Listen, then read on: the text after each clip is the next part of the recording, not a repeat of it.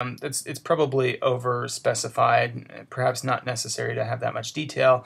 But these stages, the maintenance stage and termination stage, these are people who have quit smoking. They are no longer tempted by smoking, and they've usually been in this stage. Again, if the action stage was 6 months, more than 6 months, and so these are former smokers. These are former alcohol users, former abusers of substances. So these are the stages of change, and this is the first construct in the transtheoretical model. And again, I think one of the benefits of these stages is that this is probably the first time that we're able to categorize people into stages. By categorizing them into stages, we're able to target them differentially with interventions. So, for example, we can target someone in pre-contemplation differentially than we could target someone in the maintenance stage. So, for example, an intervention approach for pre-contemplators would look very different than for the maintenance stage. And I'm going to give you some examples of that throughout the discussion today. Here's a real-life example. So this is the California Tobacco Quit line. You probably can't see all of the details well, but if you were to visit this website that provides all sorts of helps and tips for people who are trying to quit smoking, what you notice right off the bat, now that you are familiar with the stages of change and becoming familiar with the transtheoretical model, that this entire approach that the California Tobacco Quit line is using is founded upon or based upon the transtheoretical model and the stages of change. So, for example, if you click on the button that says Ready to Quit, the designers of this program are assuming that you are at least in the preparation, if not the action, ready to move into the action stage. Just thinking about quitting, they are assuming that you are in the contemplation stage. If you're a pre-contemplator, their assumption is you're not even visiting this website. And so what would happen is you're going to get a very different intervention if you click on Ready to Quit versus just thinking about quitting.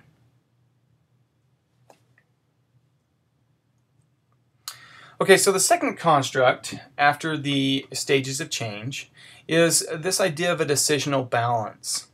And really there's no way to make this sound more sophisticated than it really is. In fact, it's a very simple construct.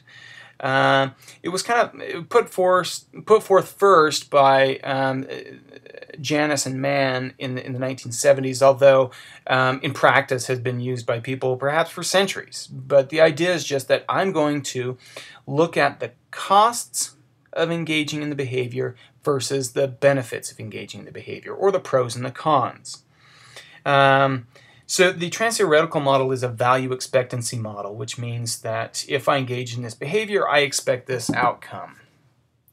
And so let me give you some examples. And this isn't to suggest that everybody always goes through a decisional balance, at least a formal one, where you sit down and you list out in 2 columns all of the pros and all of the cons, and that you make your decisions based on that. But that we probably make instantaneous judgments.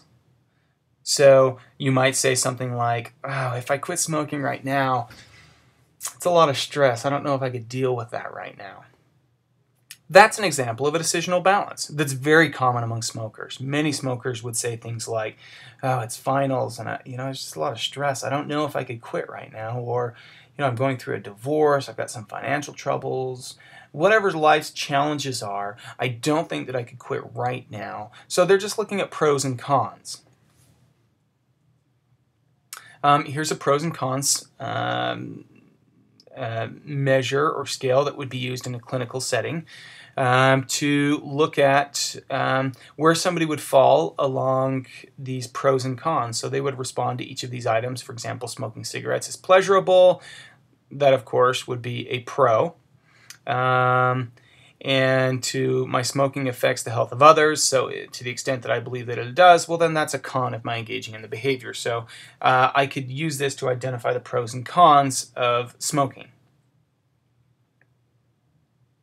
One for exercise might look something like this, where I look at the benefits or the costs, again the pros and the cons of regular exercise versus inactivity. And of course you could do something like this for any type of behavior. You could, not just for physical activity or smoking, but for any number of behaviors. This is actual data from research on smoking cessation, and this is an example of the decisional balance. So you notice that in the pre-contemplation stage, people are mostly focusing on the cons of smoking cessation. Upon first inspection, this might look like an odd graph, but if you think about it, it really makes sense. People that don't want to quit smoking or aren't thinking about it, if you approach them and discuss smoking cessation, the first thing they would think about is all the cons. Well, it'd be miserable. I'd have withdrawal symptoms. I can't see any benefits immediately because I'm not thinking about quitting. As they move into the latter stages, contemplation and preparation, they start to, or the pros become more salient, meaning they start to recognize that, yeah, when I quit, I'll be able to breathe better. I'll be able to exercise. I won't smell bad. My teeth won't be yellow. So they start to recognize a lot of those pros, and the idea being that once they hit the maintenance stage, someone who has quit smoking for a number of years is no longer has to wake up every morning and say, am I going to smoke today or am I not going to smoke today? Let's see. If I smoke today, here are the pros, here are the cons. The idea is that does not, well, it's not just the idea, but at least that's what the data indicate, that no longer happens. So really the pros and cons both go away in terms of their saliency, meaning that we don't focus on them anymore.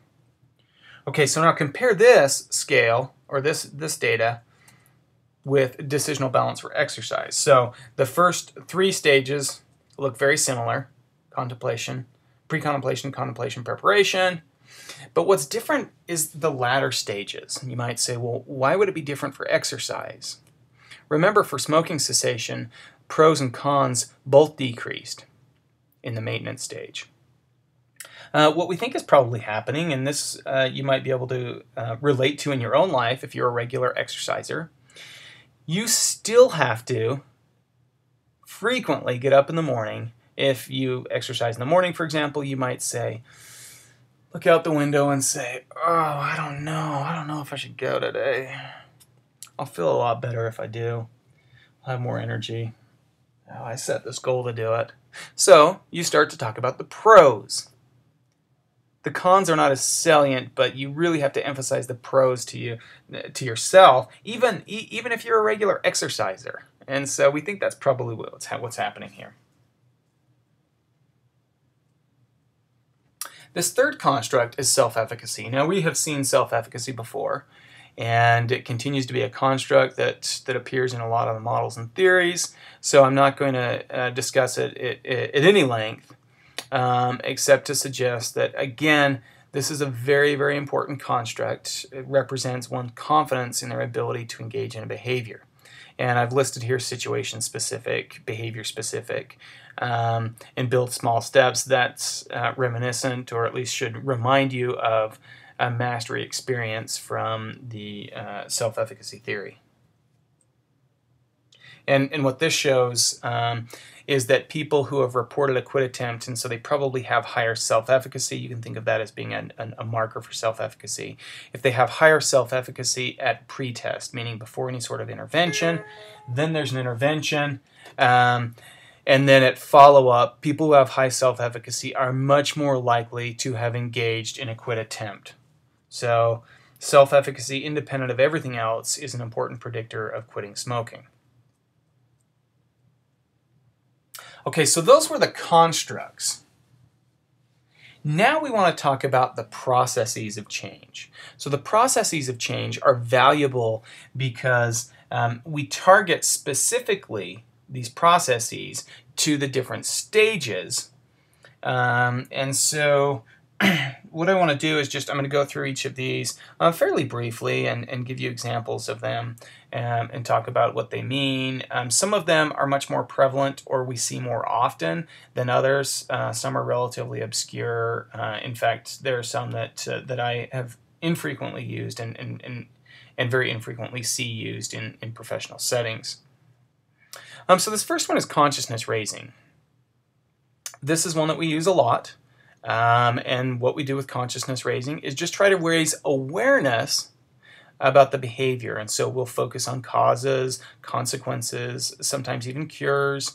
But we will focus on raising people's level of awareness about the behavior and again, about consequences. So I've listed here that this is important in the early stages of change. So it's important in the contemplation, preparation, and action stages. Now, let me give you a couple of examples. These are like we might use in school health, where we would communicate a lot of statistics about the number of people that die each year from smoking. So all of you are familiar with the number 400,000 as the number of people who die annually in the United States from tobacco-related illnesses. And so we'll try and communicate that information as a way to raise people's awareness about the consequences of smoking. We'll use scare tactics where we show really nasty pictures of people's lungs and their throat if they've been inflicted with throat cancer, and we talk about how malicious and how terrible these conditions are, and they can just really destroy your life, if not actually kill you. Now, those are important in the contemplation, preparation, and action stages, and even in the pre-contemplation stage, although I guess I failed to list that here. At any rate, you can think of them as the early stages, because people in these stages, the value is not that we are going to change their behavior. Now, this is really, really important.